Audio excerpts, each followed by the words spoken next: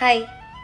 कभी किसी की गृह दशा अच्छी नहीं होती तो उसे कहा जाता है कि कुत्ते को रोटी दे दो, गाय को चारा खिला दो, पक्षियों को दाना दे दो या किसी ज़रूरतमंद की मदद कर दो, किसी की सेवा करो तो तुम्हारे बुरे कर्म कट जाएंगे।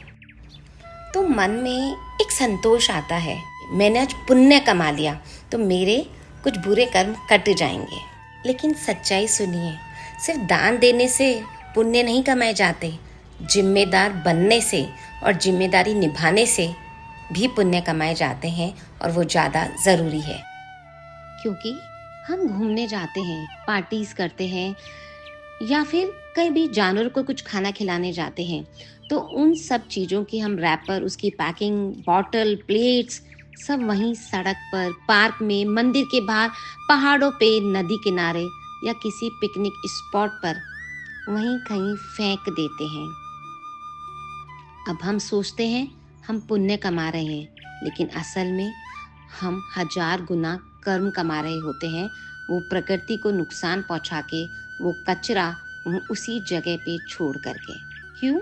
क्योंकि ये कचरा कुत्तों, गायों, पक्षियों को नुकसान पहुंचाता है, नदियों को दूषित करता है, प्रकृति को बीमार करता है और इस देश को गंदा बनाता है।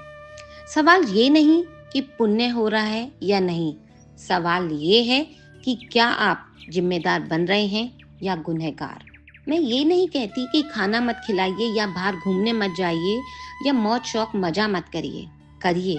आराम से जीवन का आनंद लें और सेवा करें और पुण्य कमाएं, लेकिन साथ में एक पुण्य का काम जरूर कीजिए कि अपना कचरा सही जगह डालें। कुछ भी खाएं, कहीं भी खाएं, उसकी पैकिंग डस्टबिन में डालें।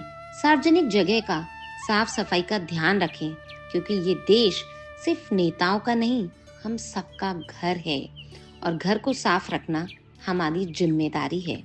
पता है, जब हम प्रकृति को नुकसान नहीं पहुंचाते, उसे सुंदर बनाते हैं, तब हम 1000 गुना पुण्य कमाते हैं। याद रखिए, सच्चा पुण्य सिर्फ दान में नहीं, जिम्मेदारी में है।